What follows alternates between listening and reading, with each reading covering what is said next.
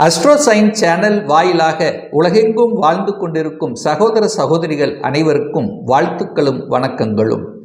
இன்றைய பதிவில் நம்ம பார்க்கவிருக்கிறது 2024 டிசம்பர் மாத பலன்கள்.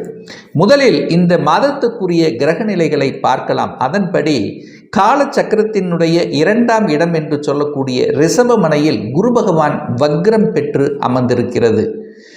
கடகமனையில் செவ்வாய் பகவான் நீச்சமாகவும் வருகின்ற 7/12/2024 அன்று செவ்வாய் பகவான் வக்ரம் பெற்று அமர்ந்திருக்கார்.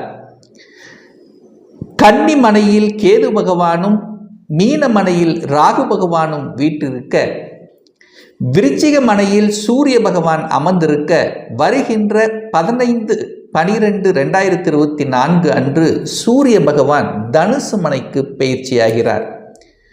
புதன் பகவான் பார்த்தீங்கன்னா 16/12/2024 அன்று புதன் பகவான் வக்ர நிவர்த்தி அடைகிறது விருச்சிக மனையில. சுக்கிர பகவான் 28/12/2024 அன்று கும்பமனைக்கு பயிற்சியாகிறார். கும்பமனையில் சனி பகவான் ஆட்சி பலம் மூல திரிகோண பலம் பெற்று வலிமையாக வீற்றிருக்கக்கூடிய இந்த மாதத்தில் என்ன மாதிரியான பலன்கள், சாதகம் என்ன, பாதகம் என்ன, எதை செய்யலாம், எதை செய்யக்கூடாது, எந்த தெய்வ வழிபாடு இந்த மாதம் உகந்தது என்பதை பற்றித்தான் இந்த பதிவில் நம்ம டீட்டெயிலாக பார்க்க போகிறோம். அதற்கு முன்னால் நம்முடைய சேனலை நீங்கள் முதல் தடவை பார்ப்பவர்கள் என்றால் மறக்காம சப்ஸ்கிரைப் பண்ணிக்கிங்க. துலாம் ராசி அன்பர்களே, இந்த டிசம்பர் மாதம் எப்பேற்பட்ட பலனை தரும் அப்படின்னு பார்க்கும் பொழுது, முதலில் உங்களுடைய எண்ணங்கள், செயல்கள், சிந்தனைகள் எப்படி இருக்குன்னு பார்க்கும் பொழுது, உங்கள் ராசிநாதன் என்று சொல்லக்கூடிய சுக்கிர பகவான் 4ஆம் இடத்துல போய் அமர்ந்திருக்கார். சுக்கிரன் 4ஆம் இடத்தில் அமர்வது திக்பலம், ஸ்தான பலம் பெறக்கூடிய அமைப்பை அது தருகிறது. அதுவும் அந்த சுக்கிரன் தனக்கு பிடித்த நண்பர் என்று சொல்லக்கூடிய சனியினுடைய வீட்டில் இருக்கின்ற காரணத்தாலும், சனி பகவான் தனக்கு 2ஆம் இடத்தில் ஆட்சி பலம் மூல திரிகோண பலம் பெற்று வலிமையாக இருக்கின்ற காரணத்தால் நிச்சயமாக இந்த மாதம் முழுவதும் உங்களுடைய எண்ணங்கள், செயல்கள், சிந்தனைகள் சிறப்பு பெறும் என்பதில் மாற்று கருத்தை கிடையாது. ஏன்னா சுக்கிரன் நல்லா இருக்கார். அந்த சுக்கிரன் உங்கள் ராசி அதிபதி எங்கே பார்க்குறார்? 10ஆம் இடத்தை பார்க்குறார். அப்போ தொழில் ஸ்தானத்தின் மீது உங்களுடைய எண்ணங்கள், செயல்கள், சிந்தனைகள் அதிகமாக இருக்கும். தொழிலை எப்படி விரிவுபடுத்துவது, தொழிலை எப்படி வளர்ப்பது, தொழில் சார்ந்த விஷயத்தில் இருந்த பிரச்சனைகளை களைவது, வேலை சார்ந்த விஷயம், இந்த மாதிரியான எண்ண ஓட்டங்களை கொடுக்கக்கூடிய ஒரு மாதமாக நிச்சயமாக இந்த துலாம் ராசினருக்கு அமையும். சரி, தன விஷயங்கள், பொருளாதாரம் சார்ந்த விஷயங்கள் எப்படி இருக்கும் அப்படின்னு பார்க்கும் பொழுது, நிச்சயமாக 2ஆம் அதிபதியை பார்க்கணும். அந்த 2ஆம் அதிபதியாக இருக்கக்கூடிய செவ்வாய் பகவான் நீச்சமாக போய் 10ஆம் இடத்தில் அமர்ந்திருக்கார். அப்போ 2ஆம் அதிபதி நீச்சமாகிவிட்டாரே, நமக்கு தனத்தில் பிரச்சனை வந்துவிடுமோ என்ற ஐயப்பாடு ஒரு சிலருக்கு ஏற்படுத்தலாம். ஆனாலும் அந்த சுக்கிரனுடைய பார்வை அந்த தனஸ்தானத்தின் அதிபதியாக இருக்கக்கூடிய செவ்வாயின் மீது பதிகிறது. அதே சமயத்தில் இந்த மாதத்தினுடைய தொடக்கத்தில் பார்த்தீங்கன்னா செவ்வாய் அந்த வீடு கொடுத்த, அந்த செவ்வாய்க்கு வீடு கொடுத்த சந்திரன் பார்த்தீங்கன்னா அந்த 2ஆம் இடத்துல உட்கார்ந்திருக்கார். அப்போ செவ்வாயும் சந்திரனும் பரிவர்த்தனை பெற்று பரிவர்த்தனை யோகமாக இந்த மாதத்தினுடைய தொடக்கத்திலேயே வருகிறது. அதே சமயத்தில் தன காரகன் என்று சொல்லக்கூடிய குரு பகவானுடைய பார்வை தனஸ்தானத்தின் மீது பதிகிறது. லாபாதிபதி என்று சொல்லக்கூடிய சூரியன் தனஸ்தானத்தில் உட்கார்ந்திருக்கார். அப்ப என்ன நடக்க போகுது? பொருளாதாரத்தில் நிச்சயமாக எந்த குறையும் வரப்போவதில்லை. முதலில் நீச்சம் என்றது என்ன? முதலில் ஒரு குறைகள், ஒரு தியானம், ஒரு தடை கொடுப்பதை போன்ற ஒரு தோற்றத்தை உங்களுக்கு கொடுத்து விட்டு பின்னர் அது செயல்படுத்தக்கூடிய தன்மையை நிச்சயமாக உருவாக்கும். அப்போ பணம் நன்றாக இருக்க போகிறது. குடும்பத்தில் இருந்து வந்த பிரச்சனைகளை தீர்க்கக்கூடிய அமைப்பு, உங்களுடைய வாக்குத்தன்மையும் பலப்பட போகிறது அப்படின்னு சொல்லலாம். சரி, தொழில் விஷயங்கள் எப்படி இருக்கும்? வேலை வியாபாரம் சார்ந்த விஷயங்கள், 10ஆம் அதிபதியை பார்க்கணும். அந்த 10ஆம் அதிபதி யாரு? சந்திரன். அந்த சந்திரன் மாத தொடக்கத்திலேயே தனஸ்தானத்தில் வந்து உட்கார்ந்திருக்கார். அப்ப செவ்வாயும் சந்திரனும் பரிவர்த்தனை பெற்றிருக்கு. தொழிலில் அபிவிருத்தி செய்வதற்கான எண்ண ஓட்டங்களை கொடுத்து, அதாவது உங்க ராசிநாதனுடைய பார்வையும் அங்க பதிகிறது. அப்ப என்ன, உங்களுடைய நினைப்பெல்லாம் தொழில் சார்ந்த விஷயங்கள் இருக்கும். தொழிலை அபிவிருத்தி செய்யக்கூடிய தன்மை, ஒரு நல்ல ஸ்ட்ராட்டஜி பிளான் வகுக்கக்கூடிய தன்மை.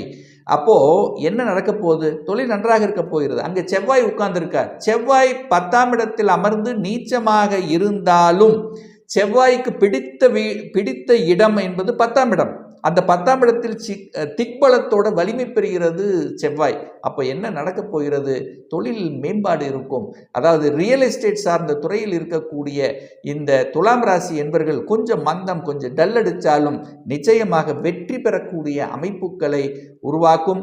கட்டிடம் சம்பந்தப்பட்ட விஷயத்தில் சிவப்பு நிறம் சம்பந்தப்பட்ட பொருள்களை தயாரிக்கக்கூடிய தொழிலாக இருந்தாலும் சரி, அதே சமயத்தில் ரியல் எஸ்டேட் சார்ந்த துறை, விளையாட்டுத் துறையில் இருக்கக்கூடியவர்களுக்கு, நிலம் சம்பந்தப்பட்ட விஷயத்தில் இருக்கின்றவர்களுக்கெல்லாம் ஆதாயத்தை தரக்கூடிய, மருத்துவம் சம்பந்தப்பட்ட துறையில் இருக்கின்றவர்களுக்கு வளர்ச்சியை கொடுக்கக்கூடிய அமைப்பில் இந்த துலாம் ராசினருக்கு நிச்சயமாக அமையும். சரி, சுகஸ்தானங்களை பெருக்கிக் கொள்ளக்கூடிய அமைப்பு இந்த மாதம் இருக்கிறதா அப்படின்னு கேட்டிங்கன்னா, முதலில் 4ஆம் இடத்தை பார்க்கணும். 4ஆம் அதிபதி யாரு? சனி பகவான். எப்பேற்பட்ட நிலையில் இருக்கிறார்? தனக்கு 2ஆம் இடத்துல ஆட்சி பலத்தோட மூலத்திரிகோண பலம் பெற்று ஸ்தான பலத்தோட வலிமையா இருக்கார். ஸோ 4ஆம் இடத்துல யார் இருக்கார்? உங்க ராசி அதிபதியே போய் அங்கே அமர்ந்திருக்கார். சுக்கிரன் அங்கே திக்பலத்தோட வலிமையா இருக்கார். அப்போ இந்த சுக்கிரன் தான் யாரு? வீட்டுக்கு காரக கிரகம் அந்த சுக்கிரன். அப்போ சுக்கிரன் நன்றா இருக்கு. அப்போ வீடு சம்பந்தப்பட்ட விஷயங்கள் அனுகூலத்தை தரும். அது யாரை பார்க்கிறார்? 10ஆம் இடத்துல இருக்க செவ்வாயை பார்க்கிறார். அப்ப நிலம் வாங்கக்கூடிய யோகம் இருக்கா? இருக்கிறது. விவசாய நிலங்களை வாங்கி கொள்ளலாம், இடம் வாங்கி போடலாம். இடத்தின் மூலமாக அனுகூலம், ஆதாயம் கிடைக்கப் போகிறது. வீடு இல்லாதவர்கள் சொந்த வீடு வாங்கக்கூடிய பாக்கியம் இந்த மாதம் இருக்கிறது. அதை வீடு கட்டி அதை வாடகைக்கு விடக்கூடிய, வாடகை வருமானம் வரக்கூடிய அமைப்பு என்பதும் இந்த மாதம் இருக்கிறது. சரி, வாகனங்களை வாங்கக்கூடிய யோகம் இருக்கான்னா இருக்கு. ஏன்? சுக்கிரன் தான் அந்த வாகனத்துக்கு காரகன். அவர் 4ஆம் இடத்திலேயே இருக்கிறது. அப்போ வலுப்பெற்று தான் இருக்கிறது. ஒரு சிலர் பழைய வாகனங்களை வாங்கக்கூடிய யோகம் இருக்கு. ஒரு சிலருக்கு பழைய வாகனங்களை விற்றுவிட்டு புதிய வாகனங்களை வாங்கக்கூடிய அமைப்புங்கிறது இருக்கிறது. இது வரைக்கும் நான் 2 வீலர் தான் போயிட்டு இருந்தேன், பணம் இருக்கிறது, பட் வாங்கக்கூடிய தன்மை வரலையே, இப்போ வாங்கலாம் அப்போ வாங்கலாம் என்று என்ன குளறுபடிகளோடு இருந்தவர்கள் இந்த மாதம் வாங்கக்கூடிய அந்த தன்னம்பிக்கை கொடுக்கக்கூடிய ஒரு மாதமாக நிச்சயமாக இந்த துலாம் ராசி அன்பர்களுக்கு அமையும். சரி, திருமணம் நடக்குமா? திருமணம் சார்ந்த விஷயங்கள் கை கூடுமா அப்படின்னு நீங்க கேட்பீங்க. 7க்குரியவன் நீச்சமாகி விட்டாரே, திருமணம் அமையுமா? தடைகள் ஏற்படுத்துமா அப்படின்னா நிச்சயமா இல்லை. நீச்சமானாலும் அங்க செவ்வாய் அங்க வலிமை பெற்று தான் இருக்கிறார். சுக்கிரனுடைய பார்வை இருக்கிறது. சுக்கிரன் யாரு? கலத்திர காரகன் என்று சொல்லக்கூடிய சுக்கிரன் யாரை பார்க்குற? செவ்வாயை பார்க்குற. செவ்வாய் தான் உங்களுக்கு திருமணத்தை கொடுக்கக்கூடிய ஒரு காரக, அதாவது பாவ கிரகம். 7ஆம் அதிபதி கிரகம் செவ்வாய், கலத்திர காரகன் சுக்கிரன், 2 பேரும் பார்த்துக்கிறாங்க. அப்போ என்ன? தடைகள் நிவர்த்தியாகிறது அப்படின்னு அர்த்தம். அப்போ திருமணம் சார்ந்த விஷயங்கள் சின்ன தடைகளை கொடுத்து, சின்ன தாமதத்தை கொடுத்து, அதுக்கப்புறம் வெற்றி பெறக்கூடிய தன்மையை உருவாக்கும்.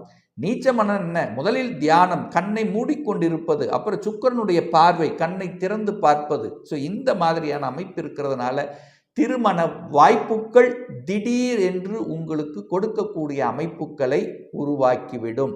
அதில் எந்த மாற்று கருத்தும் கிடையாது.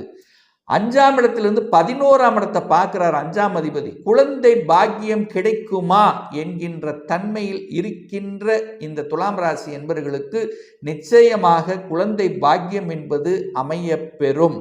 ஏன்னா 5ஆம் அதிபதி குழந்தைக்கு காரகன், காரக ஸ்தானத்தின் அதிபதி தான் அந்த 5ஆம் அதிபதி. யாரு? சனி. அவர் வலுப்பெற்று இருக்கார். குழந்தை காரக கிரகம் யாரு? குரு பகவான். குடும்பஸ்தானத்தை பார்க்கிறார். 5ஆம் அதிபதியும் குடும்பஸ்தானத்தை பார்க்கிறார். அப்போ குடும்பத்தில் ஒரு உறுப்பினரை இணைக்கக்கூடிய சந்தர்ப்ப சூழ்நிலைகளை உருவாக்கும். ஏன்னா 2ஆம் இடத்தில் பாக்கியஸ்தானாதிபதியும் இருக்கு, லாபஸ்தானாதிபதி இருக்கு, குருவும் பார்க்கிறார், சனியும் பார்க்கிறார். ஸோ அப்போ என்ன? உங்களுக்கு, உங்க குடும்பத்துக்கு ஒரு பாக்கியமாக, உங்க குடும்பத்தில் ஒரு உறுப்பினர்களை இணைத்து கொள்ளக்கூடிய சில வழிகள், வேதனைகளை கொடுத்தாலும் நிச்சயமாக இந்த மாதம் நீங்கள் எதிர்பார்க்கலாம் என்கிற அமைப்பில் இருக்கிறது. சரி, கடன் சார்ந்த விஷயங்கள், நோய் சார்ந்த விஷயங்கள், எதிர்ப்பு சார்ந்த விஷயங்கள் எப்படி இருக்கும் அப்படின்னா, 6ஆம் அதிபதி 8ல் போய் உட்கார்ந்துருக்கார். அப்போ என்ன? 6ஆம் அதிபதி 8ல் போய் இருக்கும்போது நோயை தரக்கூடிய அமைப்புகளை உருவாக்கும்.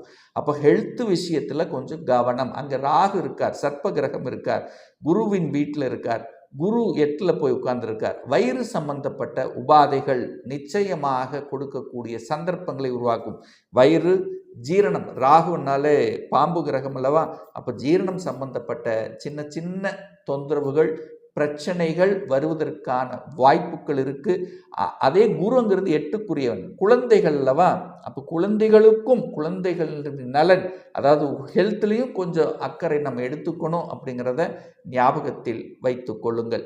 சரி, வெளிநாட்டுக்கு செல்லக்கூடிய யோகம் இந்த துலாம் ராசினருக்கு இருக்கிறதான்னா, இந்த வெளிநாட்டு கிரகம் ராகு வேலைக்காக வெளிநாட்டுக்கு போகலாம்.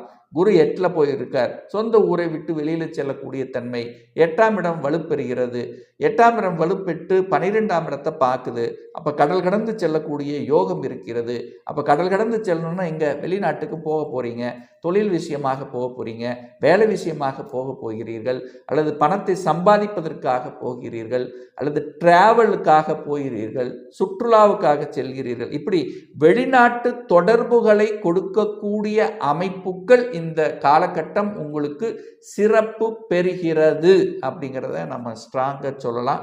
இந்த துலாம் ராசி அன்பர்கள் ஒரு நல்ல தெய்வ வழிபாடு இந்த மாதம், இந்த டிசம்பர் மாதம் அப்படின்னு எடுத்துக்கொண்டால், குரு பகவான், அதாவது குழந்தை காரக கிரகம் என்று சொல்லக்கூடிய குரு பகவான், கடன், நோய் எதிர்ப்பு, பகை, வம்பு, வழக்கை கொடுக்கக்கூடிய அந்த குரு பகவான் 8ஆம் இடத்தில் இருக்கிறதுனாலையும், குழந்தை சார்ந்த விஷயத்தில் இருக்கக்கூடிய சில பிரச்சனைகள் தீர்ப்பதற்காகவும், அல்லது கடன், நோய் எதிர்ப்பு, பகை, வம்பு இதிலிருந்து விலக்கு கிடைப்பதற்காக ஒவ்வொரு வியாழக்கிழமை என்று தட்சிணாமூர்த்தியை வழிபடும் போது நிச்சயமாக அதிலிருந்து விடுதலை பெறுவீர்கள் என்பது தான் நிதர்சனமான உண்மை.